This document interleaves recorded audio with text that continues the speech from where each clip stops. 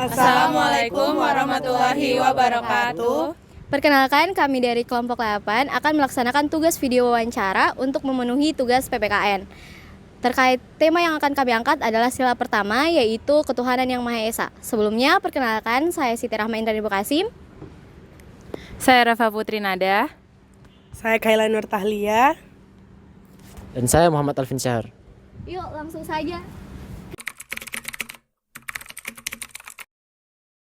Sila pertama itu mengajarkan kita bagaimana supaya menjadi manusia-manusia yang bertauhid.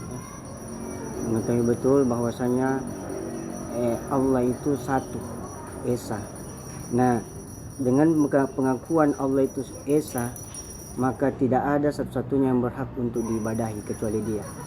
Oleh sebab itu, dalam sila pertama ini, ketuhanan yang Maha Esa adalah satu-satunya wujud daripada bagaimana kita menyembahkan diri kepada Allah semata-mata hanya untuk beribadah kepadanya saja.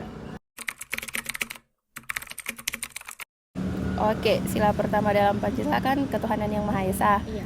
Pendapat saya, bagaimana kalau misalnya dia tidak ada atau tidak diterapkan di Indonesia kan begitu? Mungkin karena tidak adanya agama yang mengatur tentang kehidupan bermasyarakat, karena kan banyak sekali kehidupan bermasyarakat yang diatur dalam agama. Contohnya misalnya, contoh kecilnya saya ambil Muslim, kan Al-Quran itu pedoman hidup. Nah, salah satu Al-Quran kan terkandung di ketuhanan yang Maha Esa. Dia termasuk pedoman hidup. Kayaknya kehidupan bermasyarakat, berbangsa dan bernegara tidak akan berjalan dengan sebagaimana mestinya, akan simpang siur karena otomatis karena tidak adanya mengatur selain hukum, itu orang-orang akan egois dan memikirkan dirinya sendiri. Oke, itu saja. Yang menurut saya kegiatan yang menerapkan sila pertama di kampus ini itu seperti yang tadi pagi sains untuk memperbaiki bacaan Al-Quran bagi yang beragama Islam, dan kegiatan setiap hari Kamis di masjid kampus, yaitu pengajian.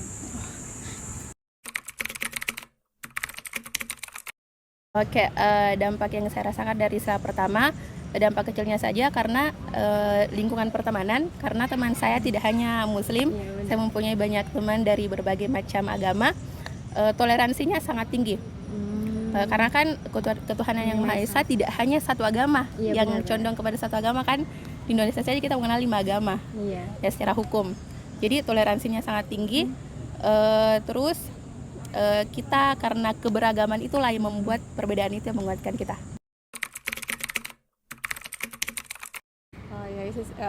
Sila pertama kan ketuhanan yang Maha Esa ya. Iya, benar. Nah itu kita sebagai warga negara Indonesia juga harus bertuhan atau beriman, memiliki agama dan melaksanakan ibadah sesuai kepercayaan masing-masing. Ya, itu menurut saya. Jadi sila pertama yaitu ketuhanan yang Maha Esa itu bermakna bahwa warga di Indonesia itu wajib untuk menghormati atau menghargai agama dan kepercayaan orang lain, karena mereka itu memiliki hak untuk memilih, memeluk dan mengamalkan ajaran agama mereka tanpa ada gangguan satupun. Jadi dengan cara pertama kita sebagai saya agamanya Islam ya.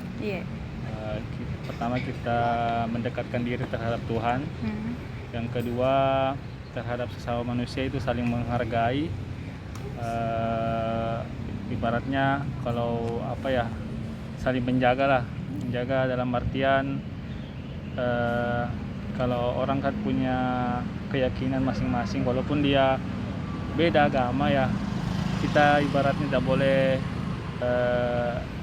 mengganggu mereka. Jadi ya ibaratnya toleransi lah, seperti itu deh. Mungkin salah satu moral yang terkandung itu kayak tidak melarang kegiatan beribadah. Ketuhanan yang Maha Esa jelas itu sudah jelas itu kalau udah hubungannya ke ranah Tuhan yang Maha Esa. Jadi hubungan antara manusia itu sendiri kepada Tuhannya, adab kepada Tuhannya yaitu beribadah. Kalau dalam agama Islam itu tidak bersyirik, Kak, tidak menduakan Tuhan, menjaga hubungan dengan ibadah terus, zikir, begitu. Baik, cara kami pribadi itu untuk menjaga nilai ketuhanan yang Maha Esa, karena kami beragama Islam, kami harus sesuai dengan tuntunan agama Islam.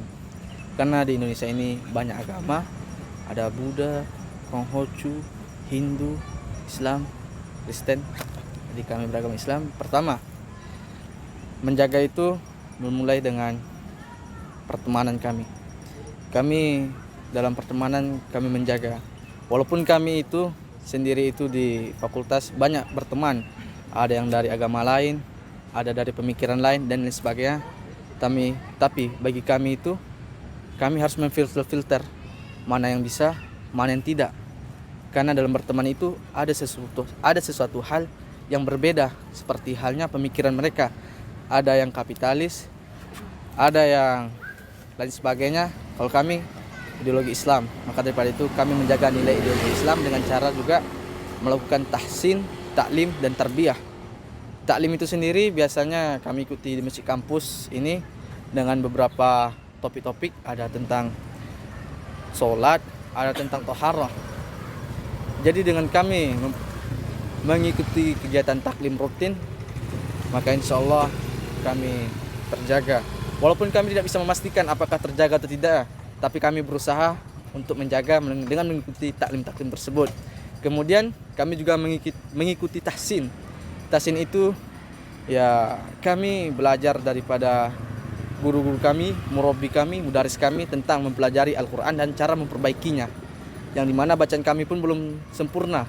Tapi dengan kami mengikuti tahsin, insya Allah bacaan kami insya Allah akan sempurna ke depannya. Kemudian baru tarbiyah itu kami mengikuti tentang pelajaran Islam, perkembangan Islam dan sebagainya untuk menambah pengetahuan kami. Moral yang terkandung dalam nilai Pancasila itu tentu banyak sekali, tapi menurut pemahaman pribadi saya, moral itu yang ada tertanam di dalam nilai-nilai Pancasila itu ada banyak. Salah satunya itu adalah toleransi antar agama. Entah itu kita toleransi antar agama Islam, antara Kristen atau Buddha dengan Konghucu. Itu kan memiliki kepercayaan berbeda-beda.